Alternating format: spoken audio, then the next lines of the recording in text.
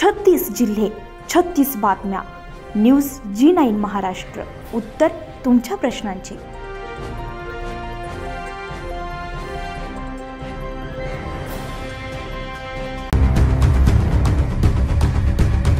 पिंपळनेर येथील रहिवासी अश्विन सानप यांच्या घरी गौरी गणपतीच्या मखरमध्ये हा साप आढळला असता त्यांनी तात्काळ मी लोणारकर टीम सदस्य सर्पमित्र सचिन कापुरे आणि सर्पमित्र कमलेश आगरकर यांना कळवलं.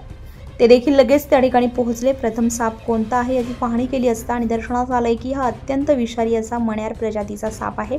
घरामध्ये पाहुण्यांची रेलचेल होती, त्यातून हा साप व्यवस्थित रेस्क्यू केलाय आणि घरच्यांना विचारणा केली. कुणाला दंश तर झाला नाही ना, कारण याचे दात अतिशय छोटे असतात. पण आनंदाची बातमी ही की हानी नक्कीच टळली आहे. सर्पमित्र विनय कुलकर्णी यांनी या परिवाराला असे झाल्यास घ्यायची काळजी सांगितली आहे. सचिन कापुरे आणि कमलेश यांनी या सापाला पकडून त्याला त्याच्या नैसर्गिक अधिवासात सोडलंय व त्यालाही जीवदान दिलंय.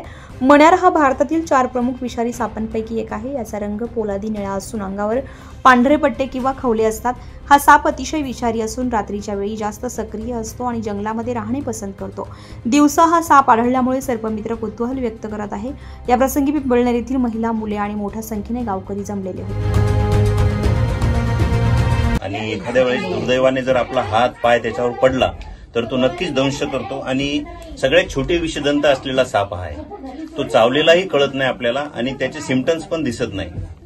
थोडा उशिरा आपल्याला याची जाणीव होते की आपल्याला काहीतरी डसलेला आहे, पण तो दिसतही नाही. अत्यंत काळ्या कलरचा व निशाचर साप, विषदंत सर्वात छोटे असतात त्याचे व हा साप चावल्यास लवकर कळत नाही. तर आता आपण याला नैसर्गिक अधिवासात मुक्त केलेला आहे. साप निघल्यास सर्पमित्रांना कॉल करा. धन्यवाद. न्यूज G9 महाराष्ट्रसाठी सय्यद जहीर, लोणार, बुलढाणा.